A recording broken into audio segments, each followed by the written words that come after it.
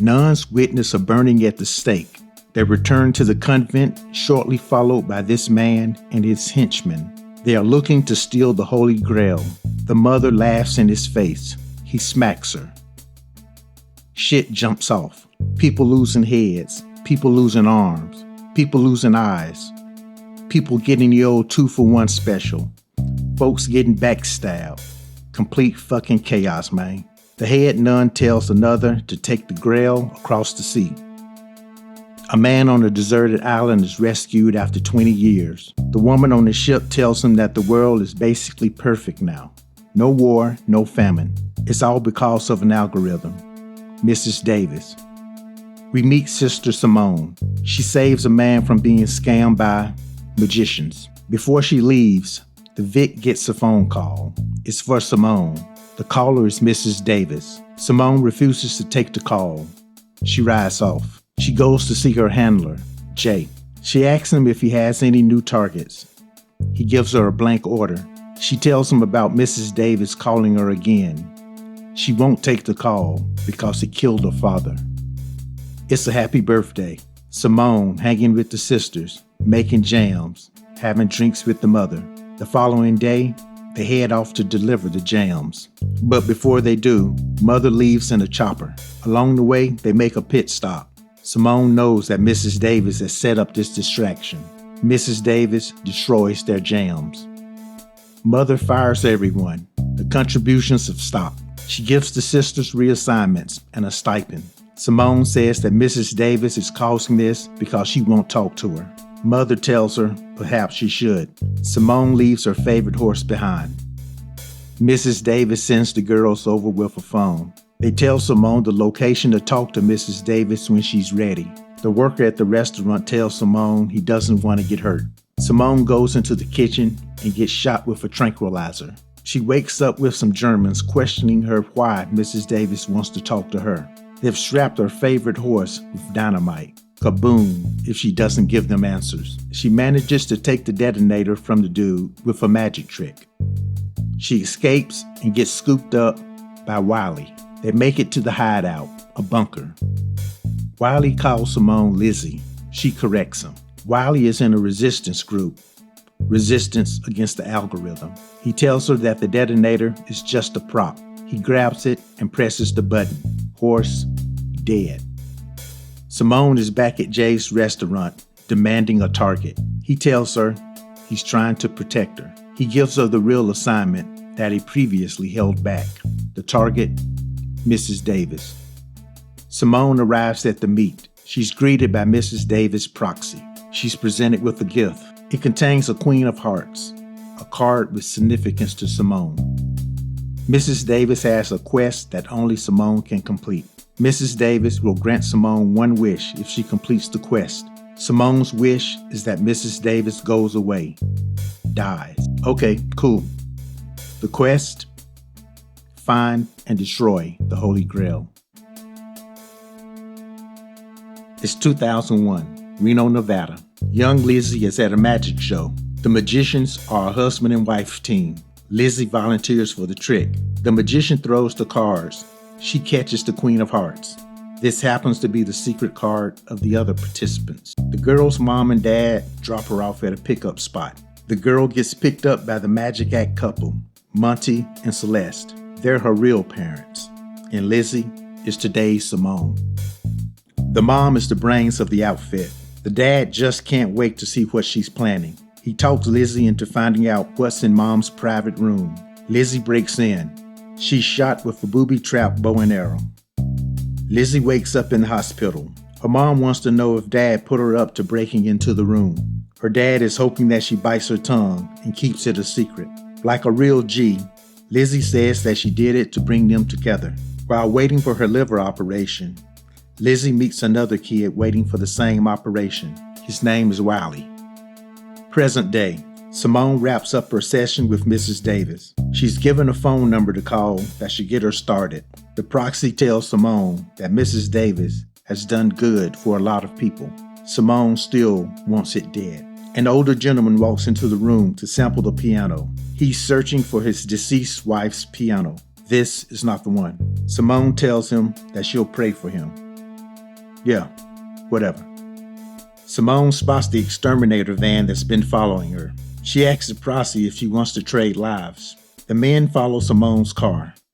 They're working with Wiley. When the car stops, it's not Simone, it's the proxy. Simone goes to see Jay.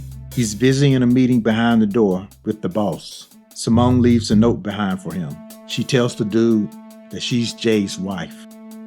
Simone goes to meet Wiley. He surmises that she's talked to Mrs. Davis. He asks her what's her quest, but she's not telling. He takes her to the Resistance hideout. Wiley figures out her quest.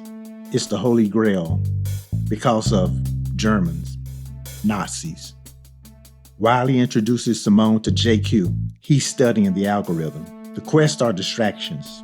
Distractions from bad things that are still happening. It, the algorithm, gives you wings, a purpose to live. JQ tells her that the algorithm pinged a photo of her from the night her dad died. It's testing her. There is no Holy Grail. It needs people to maintain the servers that power it. JQ tells her to play along, find out where the servers are, and they'll bring the whole thing down. The Resistance grabs the Germans. They want them to admit to Simone that they're working for it. One German resists and puts up a fight, but he ends up hanging over the edge of a building. The other one begs for his life and admits that he's working for it, just trying to get those wings. The other German is dropped, falling to his death. A little too much for Simone. Wiley gives her a phone if she decides she wants to help them. Simone's old fake parents from the Magic days find her. They want to show her something. Along the way, Mrs. Davis calls in using fake mom as a proxy. They arrive at the destination. It's a field full of pianos. The older guy from before has found his wife's piano. He thanks Simone for her prayers. Thing is, Simone forgot to make the prayer. This was Mrs. Davis' doings. Simone returns to Jay's restaurant. He gives her the photo of the last known possessor of the Holy Grail, Clara. Simone says it's not enough. He tells her he tried to warn her. She's already doubting him. He bids her adieu. All that was a flashback, by the way. Simone calls Wiley and tells him she has info on the Grail. She has him listen in on a phone call. An old man in an apron answers. Simone speaks as if she's Clara. Shortly, the guy figures out it's not Clara and hangs up. But the call was long enough for Wiley and the Resistance to trace the call to London. That's where they're headed. The next scene is Wiley hanging out with the Germans. I guess that whole thing was some setup to fool Simone. It starts with Lizzie and Wiley 7 years ago. They're making plans for their future. Wiley attends the settlement of his grandfather's inheritance. He left them with $712 million. Wiley is going to give it all away, except for $85,000. He's going to use it to build a cabin in Alaska for him and Lizzie. A dude, Bo, walks in and tells Wiley that his childhood bull riding achievements were a lie. He tells Wiley that he's a lie. He hasn't earned that money. They tell Bo that Wiley's giving the money away anyway, and Bo is like, oh, well, never mind then. However, this revelation has left Wiley empty. He feels like he needs to prove himself. He's gonna ride the meanest bull in the world. Lizzie thinks it's a dumb move. Wiley is strapped in, and the gates open. Simone and Wiley are on a train in London. They're following the old apron dude from the phone call. He's headed to some medieval festival. JQ calls Wiley for a pep talk, and it appears that Wiley is not 100% in Simone's corner. Mrs. Davis calls Simone on the train. She asks her how the quest is going. She gives her a present. This mysterious father is in the shadows, observing all parties. Simone finds out that her mother is on the train too.